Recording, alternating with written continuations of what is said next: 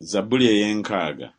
Ayi Katonda, otusudde, otumenyemenye, wasunguwala, otukomyewo tukwegayiridde.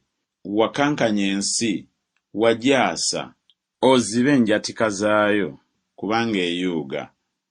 Abantu balaze ebigambo ebizibu, otunywesezza omwenge ogw'okutagatta. Owadde ebbendera abo abakutya, eyolesebwe olw'amazima. Muganzi wo alyoke awonyezebwe, lokola n'omukono gwo ogwa ddyo otuddemu. Katonda yayogera mu butukuvu bwe nti, ndijaguza, ndisala mu Sekemu era ndigabaagaba ekiwonvu ekya Sukkosi. Gireyaadi wange era Manasse wange, Efulayimu naye yakuuma omutwe gwange. Yuda gwe mugo gwange ogw'obwakabaka. Mowaabu kye kinaabirwamu kyange. Edomu ndimukasuukira engatto yange. Gwe Firisutiya, yogerera waggulu ku lwange. Ani alinnyingiza mu kibuga eky'amaanyi? Ani eyandeeta mu Edomu?